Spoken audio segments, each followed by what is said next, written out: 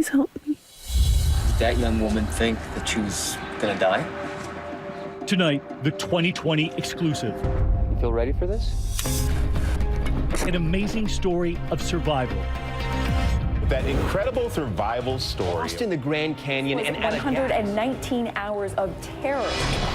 A college student alone on a spring break road trip. Head south Led astray by Google Maps. and turn right. Lost for days in the hot Arizona desert. I remember just screaming a lot, please come back, please help me.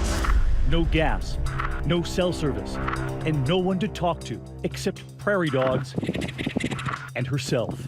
I don't think I've ever been this scared. I don't want to be alone anymore. that first night, you gave your will and testament. Driven to record a cell phone goodbye, a video diary for her loved ones. This is the first time that you've ever listened to this? In case I don't, get found. Tonight, follow along as we retrace this horrifying journey. Surrounded by hundreds of square miles of wilderness, and you can see just how easy it is to get into trouble here. The near misses. Her father, desperate, back home. But I was. The wrong place. Until finally, her life or death decision. At what point did you decide that you had to rescue yourself? Good evening, and thanks for joining us this Saturday night. I'm David Muir. And I'm Elizabeth Vargas. So many of us rely on our GPS on our phones to get us where we need to go. But right here tonight, what can happen when that GPS steers you terribly wrong? You're about to meet the college student who says she followed Google Maps and paid a terrible price, telling us I ended up in the place I thought might be my grave. Here's Matt Gutman tonight, retracing that wrong turn that led to being stranded. Just take a moment to take it in. The Grand Canyon. A geological spectacle 6 million years in the making. It is absolutely beautiful, and that's why it's one of the 7 wonders of the world. It's no wonder 5 million tourists trek here every year just to breathe in its pure serenity. They return home with pictures and souvenirs and sunburns, but nobody comes back with a story like Amber VanHecke. I did do right things, even if I did make mistakes. And if I can just share those things that I did right with everyone, then, and if that saves even one life, then it's worth it, I think. Her journey to the brink of death and back began 1,000 miles ago. It was spring break at the University of North Texas. While so many students were off to do the beach and booze thing, Amber had her own idea of fun. When people think spring break, they're going off to Cancun. They're not going off the grid. I mean, your decision was to go basically into the wilderness. Yes. Why? I was in a sorority at my old school, and I had my experience of the drinking and the partying, and I didn't like it. I didn't find it fun. The choice wasn't out of character. Amber had always been an outdoorsy, active type. A Girl Scout and a junior ROTC, developing skills that will soon come in very handy. Amber VanHecke was a student that had a lot of personal drive. She had a forceful attitude about self-improvement. She was the one that tried the drill team. She tried the color guard. That intrepid spirit fueled her decision to take this trip, alone, by car, all the way there and back. It's pretty courageous of you. I don't know if I'd call it courageous. It's more of a stubborn, probably, because I didn't want to let a lack of company stop me from finding adventure. Amber comes from a tight-knit family in nearby Plano. She and her sister Kaylee raised by 2 loving parents. Dad, Steven, an IT guy, and Mom, Annette, who, among other things, was Amber's Girl Scout troop leader. What kind of kid was Amber growing up? Bouncy, full of wit, full of rapier wit. She's always been outgoing, and we kind of were 2 peas in a pod, and I would help her come back, and she would help me go forward and be a risk taker. There's so many things that she said that were just so smart. What's that favorite word that you use? Fernweh. Fernweh. Yes. What does that mean? It's a longing for places you've never been. But earlier this year, a pair of hard setbacks. Amber and a boyfriend endure a painful breakup, and then her mom and dad do the same. I think that had definitely taken a mental and emotional toll on me, And that was definitely part of what drove me like, yeah, I need to get out of town for a minute or two. So. She would always ask me how I was doing. Always trying to be strong for everyone. I truly believe that she deserved a break and deserved this trip. How long had you been preparing for this trip? As far as actually actively getting supplies, I only started like the week of. But I'd been planning it for a while because I wanted to figure out unique places in each of the states on my route to stop at. But I think the day before was when I actually went and got food for it. Seeds, nuts, and dried fruit, and some apples, and my ramen. Before she hits the road in her trusty Ford Edge, Amber announces her trip on Facebook. I'm so psyched for my spring break road trip. I'm starting at Carlsbad Caverns in New Mexico. From there, I'm headed to the Grand Canyon National Park. And you actually posted on Facebook. You said, hey, I have a seat or two if anybody wants to come with me. I did, but none of my friends could take off work or disappear, so. But Amber does have one companion, one that will be a central character in this story, her smartphone. Even, you know, Girl Scouts, junior ROTC people who know how to navigate, we still rely on these things. It's convenience, really. Yeah. Touch of your fingers, everything you need. Aside from the standard Google Maps navigator, Amber was also using a special app which enabled her dad back home in Texas to keep track of her. And your phone would automatically ping back your location. It would send my approximate bearing, latitude, longitude, as well as my speed. Wow. Head northeast, then turn right. March 11th, Amber's first stop, the breathtaking Carlsbad Caverns of New Mexico. A series of massive caves, one so big, it's called the Chandelier Ballroom. She posts this video on Facebook. So in the cave, we're supposed to whisper. So it's nice and cold down here. Her sleeping arrangements on the road trip, an improvised bed on wheels. So have you slept in this car before? Is this something you've already done? Yes, sir. I like to travel cheap. So yeah. Instead of hotels, I'll sleep in my car, have a nice bed set up back here. Wow, this looks pretty comfy, actually. Back in Texas, her dad, Steven, pings her phone to confirm her location. Where I'd gotten a GPS was, she was just west of Albuquerque. And at 12:40 a.m., Ember sends a text saying she's bedding down for the night. Okay, baby, love you big, he writes. She replies, ×2. They don't know it yet, but this will be their final communication. The next day's itinerary takes her 420 miles to the southern rim of the Grand Canyon. But before she gets there, she stops here. The Ford needs gas. So when you saw $2.70 a gallon, you're thinking, ooh, that's It's a lot. So Amber only pumps in about a third of a tank. I was trying to like skimp here and there. right.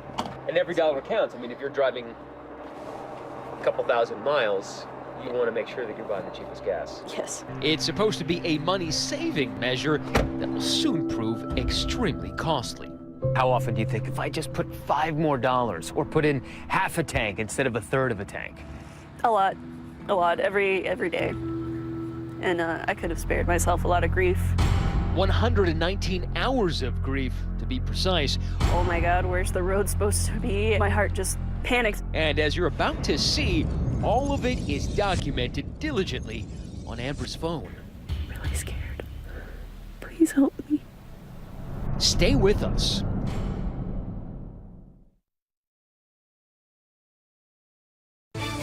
We continue with more of 2020 Saturday. It is Sunday, March 12th, day 2 of Amber VanHecke's Great American Road Trip. And her furnaway, that favorite term of hers for wanderlust, is in high gear. Where did you go next? To the Grand Canyon, actually. The Grand Canyon is on most Americans' bucket lists. Now Amber is fearlessly checking it off hers. And I assured my mom she's okay. I have an undying, faith and trust in my sister that she can take care of herself because my sister's strong. It didn't occur to me about getting lost in the desert because I have really decent navigation skills. Along with those skills, she's also got a navigation app. Head south. The always reliable Google Maps. She types in the name of her next destination, the Havasu Falls Trailhead, a remote spot in the Grand Canyon with aqua blue plunge pools so popular it requires a reservation. That's the trailhead? Yep. It's in the middle of nothing. Yes. All right, let's go. It's 63 miles, and you only had 90 max on your tank, so. We returned with Amber to this fateful spot, the place where, directed by her smartphone, Amber turned off Highway 64 and on to this dirt road. Google said to go on a road that I didn't see, and I went against my better instinct. I trusted Google Maps, which I shouldn't have. Let's face it, we're all too dependent on our devices to get us places. And Amber is not the first person to discover that can nearly get you killed. Drive 0.8 miles to dirt road. Just ask Donna Cooper. Back in 2010, she too trusted her GPS and followed it blindly during a trip through Death Valley, nearly finding out for herself how one of the hottest places on Earth got its name. Recalculating. We just kept saying, you know, go this distance and take a turn, make a U-turn. Turn left on Old Ghost Road. There's nothing there. We were out of gas, we were out of road, we were out of everything. 2020's Jay Shadler saw how navigational technology can sometimes be dangerously outdated. Turn right on Golden Canyon Road. I don't see a road. What we have here is a canyon wall. Oh, definitely. I mean, the road used to go at least a mile in here, but that washed out in 1976 in a flash flood. So this road has not existed for 35 years. And a similar GPS shortcoming is about to threaten Amber's life as well, after she makes that fateful turn off Highway 64. Turn right. Turn right. So we're making a right on Willaha County Road. It's already a dirt road. And so you thought that this would be a blacktop road? I had thought so, and then when I got on it, and it seemed like a really well taken care of gravel road. But it is a gravel road. Yes. Continue on Willaha County Road for 14 miles. So we're barely a mile off the road, and we are driving in empty space. Check that out. Even if you had a compass and a map, look around. You don't have known points. Mountain Peak, Mountain Peak. Now I can triangulate. You can't even do that out here. You have nothing. It's rough. And so with night now falling, Amber drives for another hour and a half, farther and farther into the middle of nowhere, which is actually right in the middle of Gary Wilson's 1,200 square mile ranch, one of the biggest in the West. It has happened to several other people trying to get across this ranch. Google Earth tells you that you can, but this ranch is actually closed.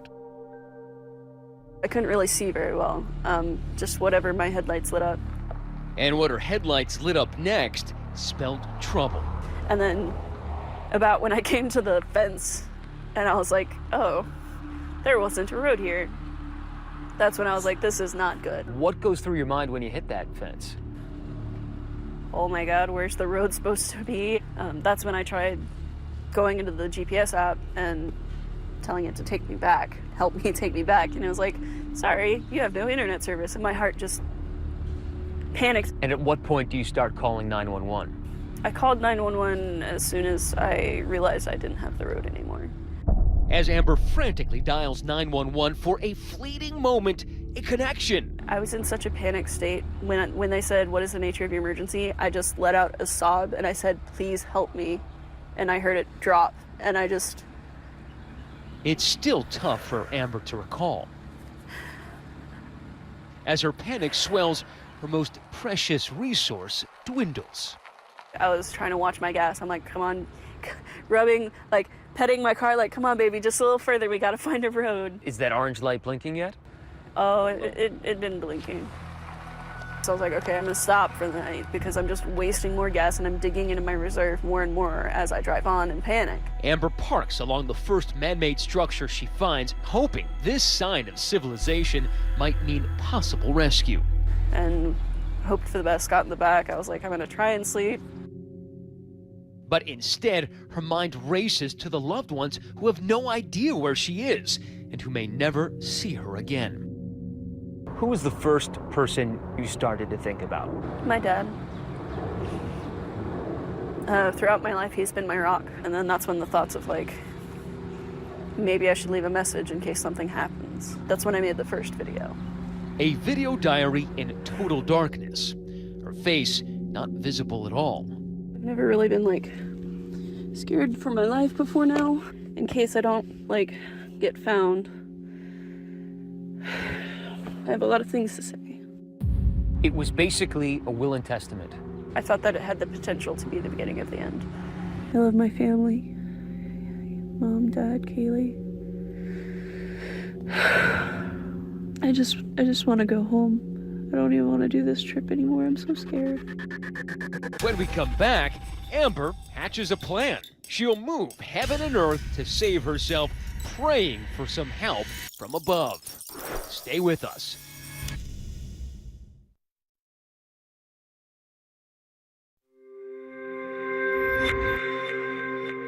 Monday, March 13th, as dawn breaks over the Arizona horizon, Amber VanHecke awakes inside a sprawling 1,200 square mile prison of solitude and continues the video diary of her ordeal. I wish someone would drive by, or that someone would come looking for me. She's out of gas. She can keep her phone charged through the car battery, but it has no cell service. So Amber is left terrifyingly unmoored from the two great anchors of modern life, transportation and communication. Hopefully it doesn't take too long to be found. Got other things I gotta do. She's actually stranded on that vast cattle ranch. Amber's car sits in the shade of this empty, rusted tank meant to hold water for the livestock. And look, this dirt road runs nearby. Usually we have a cowboy in this area, and he would have run onto this lady. But as rancher Gary Wilson explains, that cowboy will not be moseying on by anytime soon. He was gone for about 5 days, and that just happened to be the time that she was out here. Just the timing was all wrong. Back home in Plano, Amber's father, Stephen, is late for work, and he's growing concerned that he hasn't heard from Amber. I'm surprised I still have my job, actually, because I snapped at my boss that day because I was worried about her. At 12:45, he pings Amber on her locator app. There's no response. 15 minutes later, he calls her cell phone. There's no answer. Freaking out a little bit. But by now, Amber is determined to help herself. And remember, she has 10 years of Girl Scout training and junior ROTC honors. Now it's time to put that knowledge to use. Sure, she was scared. She was frightened. But that did not cause her to freeze. She did the things that she knew to do the best way she knew how to do them, and that's courage. There is one encouraging sign of human life, one hope flying overhead. That's the passing of an occasional plane or helicopter. There were signs of civilization literally right above your head. Yes. What was that like? Intensely frustrating, because it's like, please see me, I need some help. It's not like we're flying, just looking for people out there, because we know that there's no people out there. The airspace is mostly used by tour companies and commercial pilots for Native American tribes. Daniel Lyons, a local pilot, points out that even if Amber were signaling an aircraft, she'd be tough to see. The rocks don't change all that much, so what's the point of looking out? The same rocks. A helicopter just flew by. I got out of my car and waved as frantically as I could, but I guess up there it's hard to notice small things on the ground. So Amber makes some big things on the ground. Pulling large rocks out of the dirt, she ranges them into a 20-foot-long plea for help. She's picked a spot with darker earth, hoping the contrast with the rocks will make her plea more visible from high up. She also makes a fire with the hopes that billows of dark smoke will alert planes flying by. But the smoke just isn't dark enough. For the life of me, I can't get anything here to burn black. It all just burns gray or not at all. Everything in the desert's too dry. But there is some good news. Amber's brought plenty of food and water. She just needs to ration them meticulously. 3 bottles a day should last me for at least a week and a half.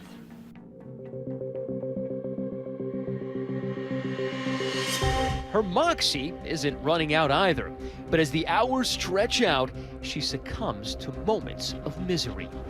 You know, in movies, they always just show the rescue. They don't really show the panic parts in between, the fear.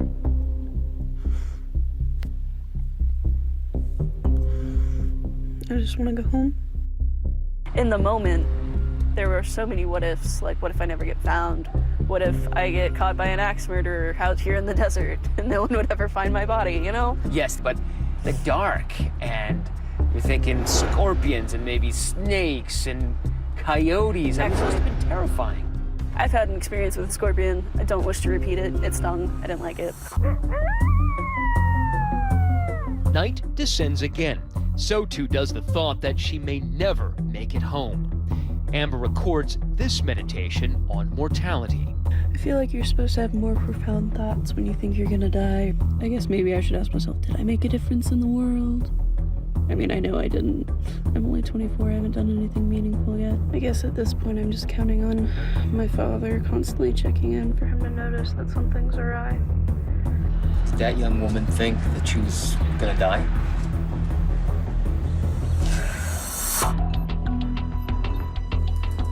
By Tuesday, March 14th, Stephen VanHecke is legitimately worried.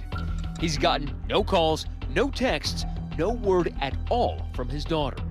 When you still can't find her, the numbness that sets in. Like you're dead inside.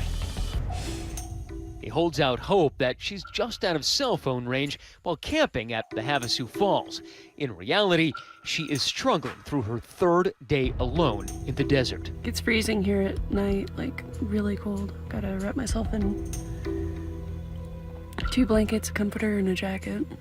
But during the day, it's pretty warm. Warm enough, in fact, to heat some of her ramen noodles on her car. You cooked the noodles somehow. I don't know if it was warm enough to be considered cooked, but it was definitely al dente. Al dente, very nice, yeah. Her plan? Just stay put until help arrives. Just stay alive. Just stay sane. So what kind of things did you think about just to make the time pass more quickly sitting out here? I read a lot and went through a lot of books. It could have been 12, it could have been more. She also made contact with some of the locals. These craters that pepper the lunar-like landscape are actually prairie dog burrows. I've been watching the little prairie dogs that live around here because this place is riddled with prairie dog burrows. They're just really cute. I've got cows, prairie dogs, and coyotes for company, and bugs. Coming up, a sudden chance of a rescue roars by. Just tried to chase down a truck, but they didn't see me in their rear view. But leaves Amber in the dust.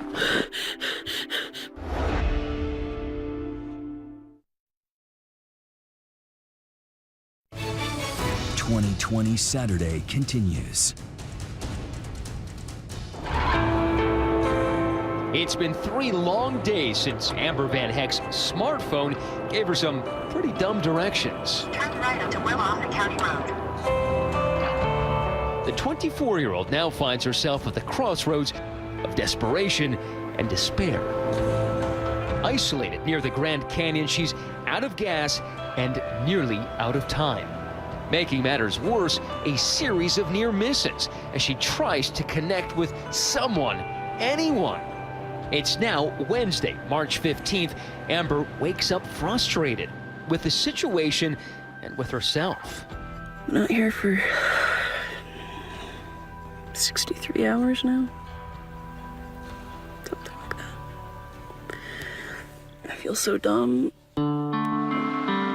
Back in Texas with her parents worried sick, Dad begins an active hunt for his daughter. I posted in the private Facebook. I said, look, my daughter's missing. I need some people to try to find her, and this is the last place I saw her. The problem? Stephen references Amber's last known location in New Mexico, where her app pinged him back on Saturday. And I was sending them to Albuquerque. But basically, you're looking for your daughter in the wrong place. This is awful. I hate it. I hate being helpless. Another day slides off the calendar, but suddenly the moment Amber has been waiting for. Rescue appears to be an arm's length away. A red truck kicking up a trail of dust heads towards her. There's that one day with that truck rumbling right past you, and you even hear that word again and you start shaking. Seeing that truck, I was like, someone close by, not in the air, by several hundred feet, that might not see me. They should see me. They're right here. How far was your car from the road when that truck passed? I'd have to say maybe 7 feet. But the silo blocked me from their view, so it's not their fault at all. Sensing this could be her last chance at survival, the spring breaker springs into action. Barefoot. I had immediately jumped out of my car and tried to run after them, not thinking about my feet, not thinking about anything else, because I was like, if this is where I get out, it doesn't matter. But I couldn't keep up. And with how much dust and stuff there was kicked up, there's no way that they were able to see me. Out-sprinted by a pickup truck, the image of the barefoot millennial soon disappears into a cloud of dust. Another entry for the video diary. Just tried to chase down a truck, but they didn't see me in their rear view. I'm okay. With nothing but time on her hands, Amber begins to question her own choices. Afterwards, I was like, I should have just honked my horn. They would have heard that. And there's like so many things after the fact that I was like, I should have done this, I should have done this, and I just beat myself up about it. My feet are torn up because I wasn't wearing shoes at the time, so I might have to rethink traveling east or west tomorrow. My car's officially out of gas. I tried driving a little bit and I backed it up to closer behind this thing, but it won't go any further. Frustrated, this time she builds a roadblock to prevent another vehicle from passing her by. That's the incident that caused me to barricade the road. I built a little rock thing and put this headlamp that I have for when I do cave diving and stuff like that, and set it on strobe, put it on top. In the dark of night, the diary continues. Almost exactly 100 hours out here now, and all I can keep thinking is how much I want my daddy. Mom, I don't want to be alone anymore. What was the thing that you yearned for most as you were sitting there day after day? The hug. I felt so alone and disconnected from everything. All I really wanted was just to be hugged and held and comforted.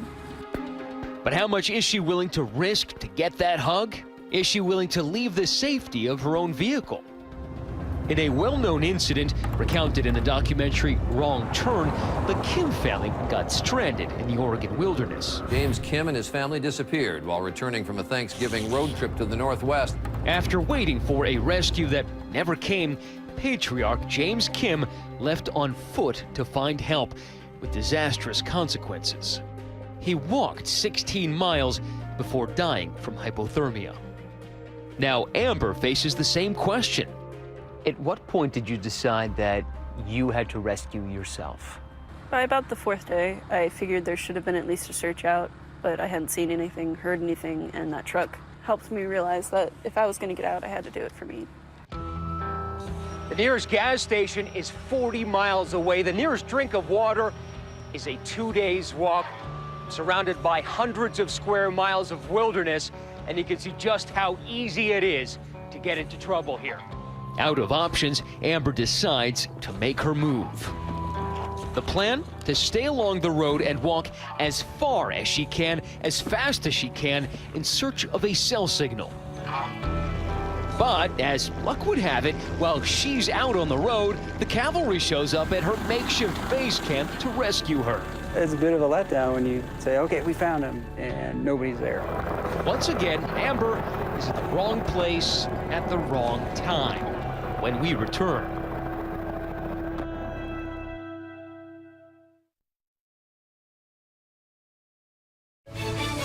We continue with more of 2020 Saturday.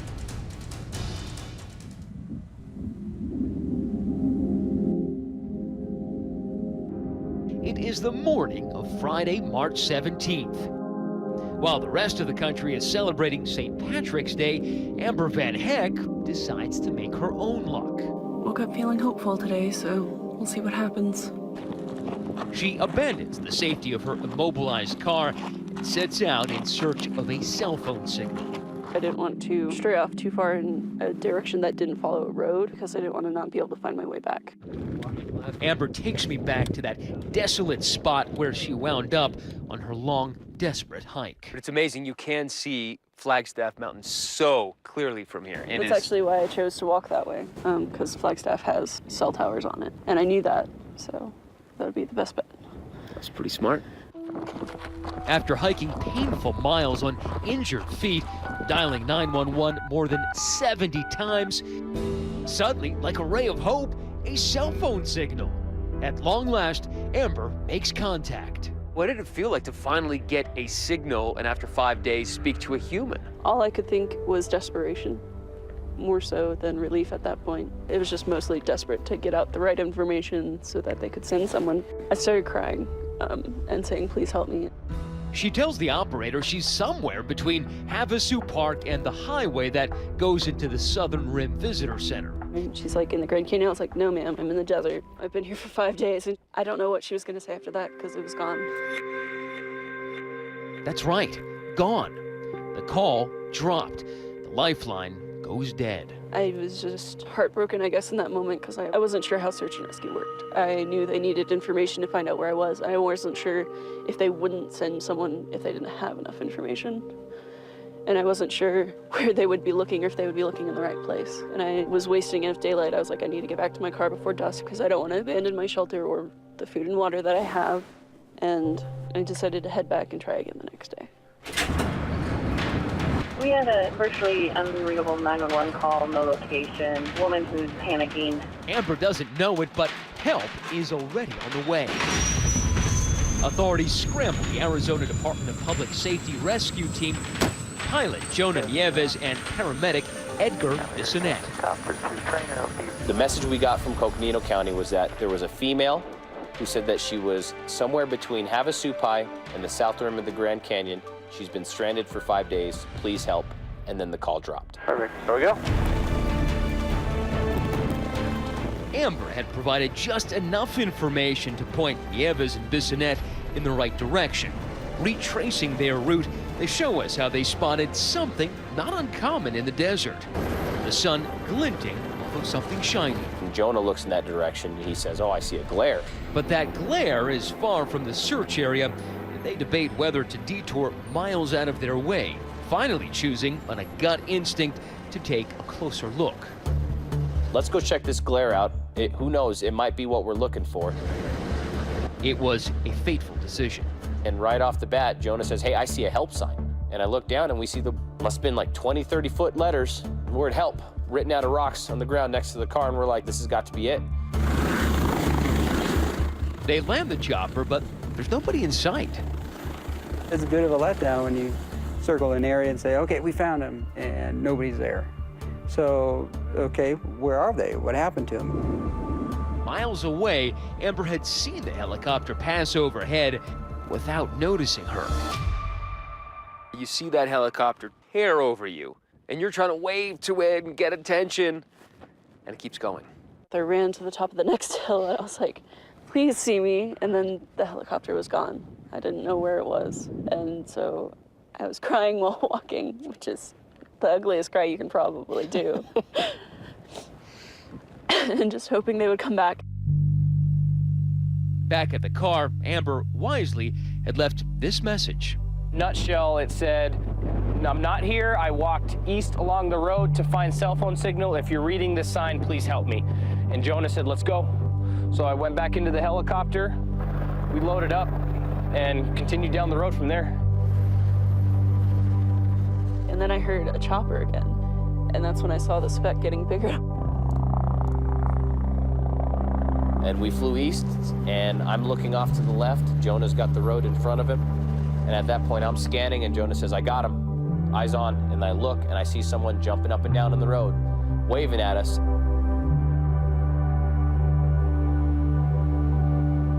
And I was like, they're coming for me. That's a good feeling, isn't it? Yes. Yes.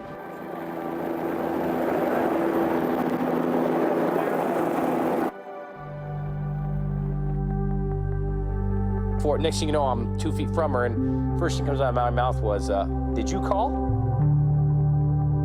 And he's like, hi, did you call? And just sort of a joke, you know?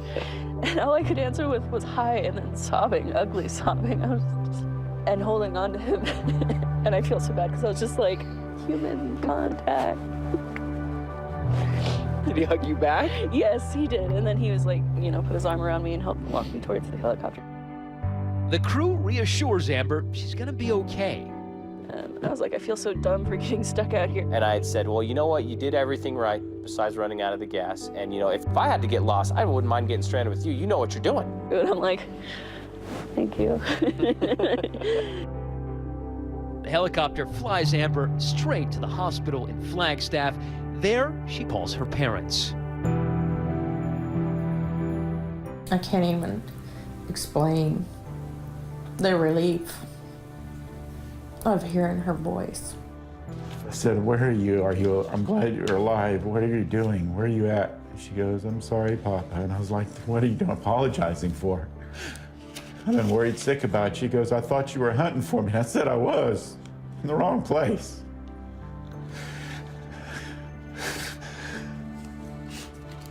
The wrong place.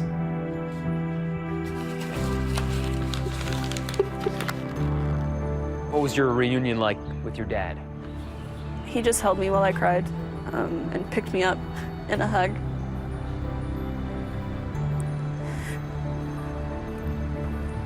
It was nice. But sometimes just one hug isn't enough. Hey, Papa. As we saw when we were interviewing Amber and her dad arrived. Still ahead, one more reunion.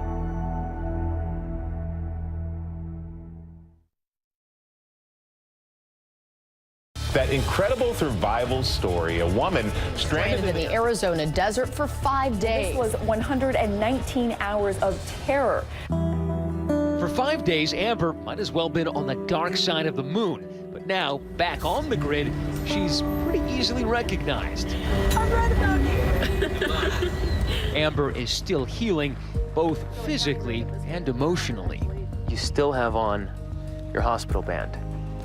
Yeah, it's a sentimental, weird thing I do. Previously, when I've had these, I don't take them off till I'm over whatever I went through. And I'm not over it, not yet. Now, a surprise for Amber. We reunite her with two